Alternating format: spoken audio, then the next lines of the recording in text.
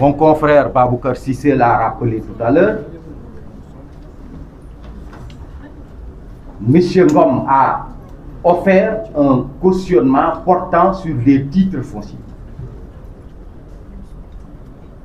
Et ce cautionnement a été purement et simplement rejeté par le juge.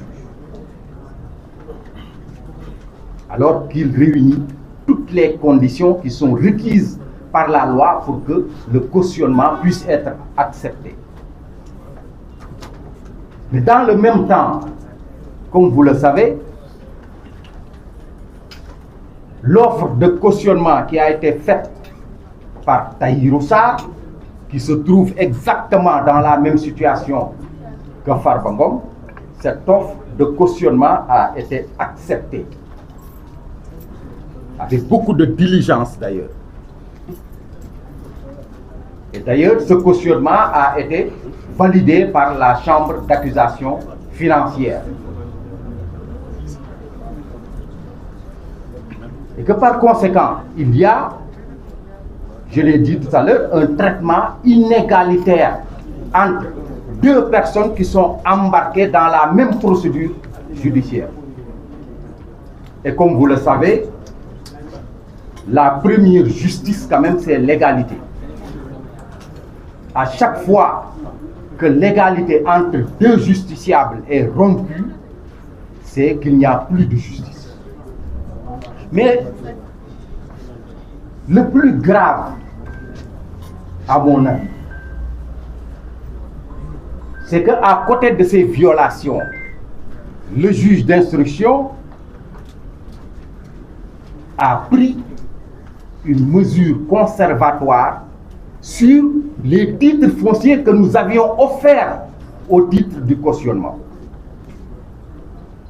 C'est une violation flagrante des droits de Farba Ngom, n'est-ce pas, qui a le droit, ainsi que la loi lui autorise, qui a le droit de proposer un cautionnement portant sur des immeubles. Alors, quand le juge d'instruction, non seulement a commencé par rejeter le cautionnement qui a été offert, mais également a pris une mesure conservatoire pour empêcher Farba Ngom de réaliser un cautionnement lui permettant demain de recouvrir la liberté. Alors ça, nous disons que c'est une violation flagrante des droits de la défense. Ceci étant, moi je voudrais dire que, à la lumière des dispositions des articles 152 à 155 du Code pénal, que nous devons lire à la lumière des dispositions de l'article 140 du Code de procédure pénale, Farba Ngom n'est pas compris dans le champ de répression de ces dispositions. Pourquoi?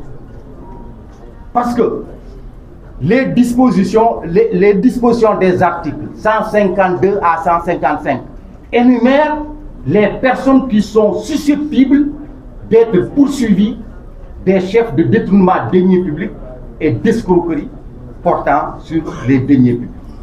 Et Farba Ngom n'a pas la qualité des personnes qui sont énumérées par ces dispositions pénales.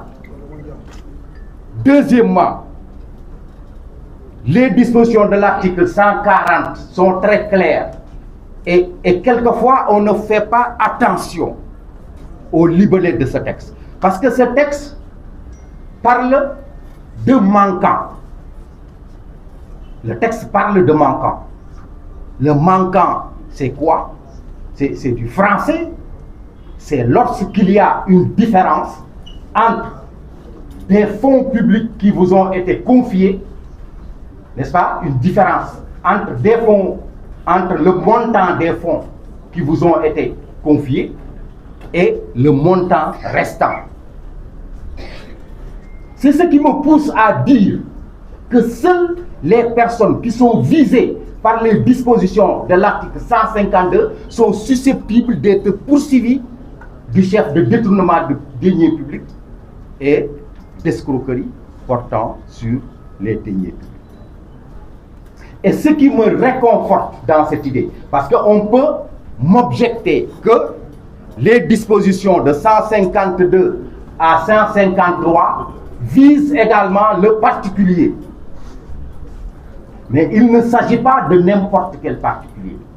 C'est pourquoi, pour qu'un particulier puisse être poursuivi ou condamné en justice pour les délits de détournement de deniers publics ou d'escroquerie portant sur les deniers publics, la jurisprudence considère qu'il doit s'agir, n'est-ce pas, d'un particulier qui est en situation de comptable de fait. On ne peut pas être poursuivi, n'est-ce pas, du chef de ces infractions-là sans être en situation de manier les deniers publics. Malheureusement, dans ce pays, le parquet manipule les concepts juridiques en fonction de sa volonté pour mettre en prison des citoyens. Telle est la situation qui se prévaut aujourd'hui en ce qui concerne Farba Ngom. Évidemment, il n'est pas question pour nous de plaider sur la place publique le dossier. Le temps viendra où l'on démontrera de façon nette, claire et précise, n'est-ce pas, que Farba Ngom est complètement innocent. Alors, cette manipulation des concepts juridiques à laquelle se livre le parquet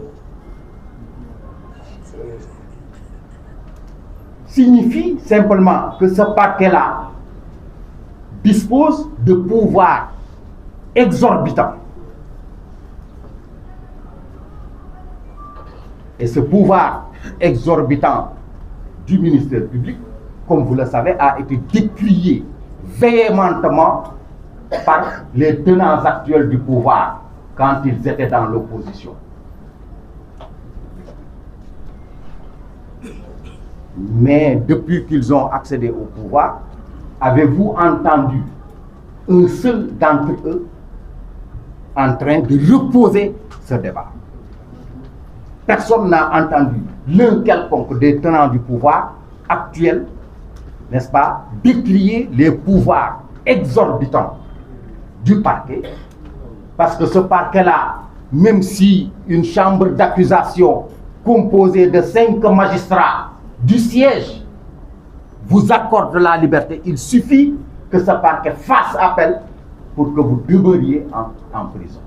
C'est ça les pouvoirs exorbitants du ministère public. Donc voilà les quelques observations que je voudrais faire pour que l'opinion comprenne que les droits de Farba Ngom sont en train d'être violés et de façon très grave, parce que tout à l'heure mon confrère l'a rappelé, des saisies ont été opérées alors que Farba n'était même pas encore inculpé. Alors que la loi est on ne peut plus claire. Le juge d'instruction ne peut prendre des mesures conservatoires que sur les biens de l'inculpé. Alors que dans le cas d'espèce, alors que Farba n'était pas encore inculpé, des saisies ont été pratiquées sur ses avoirs bancaires. Voilà ce que je voulais dire. Et je repasse la parole à mes autres confrères.